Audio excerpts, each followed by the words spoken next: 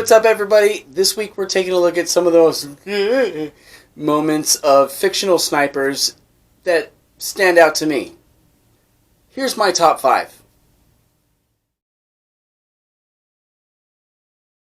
So in the first Lethal Weapon, Mel Gibson plays Sergeant Riggs, who declares that he has made a 1,000-yard shot into high wind. While we don't get to see this particular event, we do get to see Mad Max put on a clinic and take out a few bad guys before eventually being captured and tortured with electricity. But wouldn't you know it, he eventually gets out of that too by snapping his captor's neck with a scissor lock around his head. I guess the lethal weapon that they're talking about in the title is not all the guns that they're running around with. Tom Selleck was one of the 80s top leading men, and arguably he still has that leading man status, although honestly I haven't seen him in anything since Friends. So this scene has the late great Alan Rickman as the bad guy, as usual, challenging Selleck's Quigley to show his aptitude with a rifle. Prove it rather. So a rider takes a bucket, roughly about 750 yards out, and in very short order, Magnum P.I. proves that he knows exactly what he's doing with his firearm. This movie has Marky Mark starring as Bob Lee Swagger, an unmesswithable sniper who takes offense to some bad dudes framing him and then kidnapping his friend's wife. Never mess with a guy who was a leader of a group called the Funky Bunch. You're just asking for trouble. He ends up shooting Casey Jones's thumb off to show off his skills and to sort of say, "Look what I can do!" But to sort of kick the guy while he's down, he ends up shooting off the rest of his arm. How's he going to fight turtles now? In this scene, we see Barry Pepper's Private Jackson basically go head-to-head with a German sniper that's found himself a pretty stellar bird's nest in a church tower.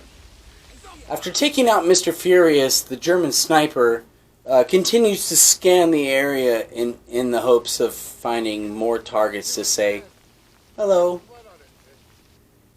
Little did he know that Johnny Goodboy was a badass. As Riddick bleeds out, Barry finds a good spot to draw a bead on the church tower, and after what seems like an eternity when watching it for the first time, Private Jackson cancels the German sniper out with a shot through the scope. It's too late for old Vin. I bet he wishes he had a car to jump off a building with at a time like this.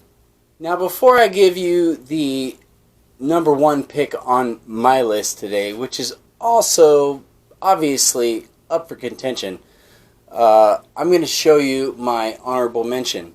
It's the one scene that I felt was like really fun and just entertaining.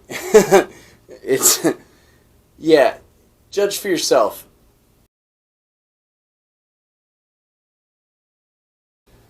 I just thought this scene was fun and wanted to include it in this countdown. Here we see Captain America bluffing his way out of a hairy situation with the help of a sniper who looks to be quite a ways away. It was a secret government experiment. My favorite line in this scene? Stuff to me, spooky stuff. Anal stuff. In this scene, which just happens to also be the opening scene to set the tone for this action thriller, we see Will Smith playing Henry Brogan, an elite killer with numerous confirmed, making him the best there ever was in this world. There's a bullet train passing by his location, and he's waiting to pull the trigger. Now, I'm sure that there are probably people in this world that could probably make this shot, but the fantastical setting of this particular shot is what put it at the top of my list. Traveling at 238 kilometers per hour or 148 miles per hour, the train is screaming through the countryside. and at almost the very last second, the Fresh Prince squeezes off his shot and takes out his target with an almost imperceptible window of opportunity. That is going to do it for this episode. If you enjoyed this video, be sure to click like, and if you want to see more of my videos, don't forget to subscribe and hit that bell for notifications.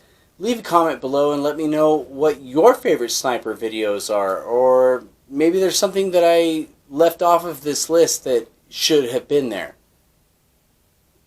I'll see you next time.